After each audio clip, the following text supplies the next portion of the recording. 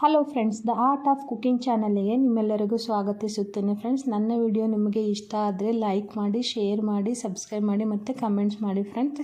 Support ಮಾಡಿ friends. ಇವತ್ತು ನಾವು ಮಾಡ್ತಕ್ಕಂಥದ್ದು ರೆಸಿಪಿ ಬಂದು ಕೆನೆಯಿಂದ ಬೆಣ್ಣೆಯನ್ನು ಹೇಗೆ ತೆಗೆಯೋದು ನೋಡೋಣ ಬನ್ನಿ ಫ್ರೆಂಡ್ಸ್. ಮೊದಲಿಗೆ ಕೆನೆ ಬೌಲ್ ಇದೆ ಫ್ರೆಂಡ್ಸ್. ಇಲ್ಲಿ ನೋಡಿ, ಜಾರ್ಗೆ ಹಾಕೊಂಡು ಬಿಡೋಣ.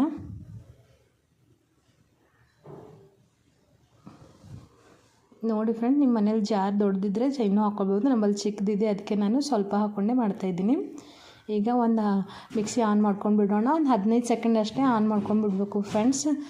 15 ಸೆಕೆಂಡ್ ಆನ್ ಮಾಡ್ಕೊಂಬಂದು ಬಂದ್ ಮಾಡಿ, ಮತ್ತು ಅದಕ್ಕೆ ಸ್ವಲ್ಪ ನೀರು ಹಾಕ್ಕೊಳ್ಬೇಕು. ಸ್ವಲ್ಪ ನೀರು ಹಾಕ್ಕೊಂಡು ಮತ್ತು ಮುಚ್ಚಿಬಿಟ್ಟು ಇನ್ನೂ 15 ಸೆಕೆಂಡ್ವರೆಗೂ ಚೆನ್ನಾಗಿ ಮಿಕ್ಸಿ ಮಾಡಬೇಕು. ನೋಡಿ, ಈಗ ಆಗಿದೆ ಫ್ರೆಂಡ್ಸ್. ನೋಡೋಣ ಬನ್ನಿ. ನೋಡಿ ಫ್ರೆಂಡ್ಸ್, ಎಷ್ಟು ಚೆನ್ನಾಗಾಗಿದೆ ನೋಡಿ. ತುಂಬ ಈಸಿ ಇದೆ ಫ್ರೆಂಡ್ಸ್, ಮಾಡಿ ನೋಡಿ. ಈಗ ಮುಟ್ಬಿಟ್ಟು ಈಗ ಒಂದು ಜಾರ್ ತಕ್ಕೊಂಡ್ಬಿಟ್ಟು ಒಂದು ಬೊಗಣೆಗೆ ಹಾಕ್ಕೊಂಡು ಬಿಡೋಣ ಫ್ರೆಂಡ್ಸ್. ನೋಡಿ, ಒಂದು ಬೊಗಣೆಯಲ್ಲಿ ಈ ಥರ ಉಂಡೆ ಅನ್ನಂಗೆ ಮಾಡೋಣ ಫ್ರೆಂಡ್ಸ್.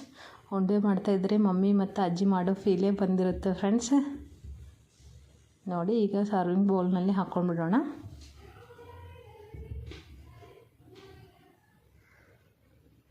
ನೋಡಿ, ಉಂಡೆಯನ್ನಾಗಿ ಮಾಡಬೇಕು.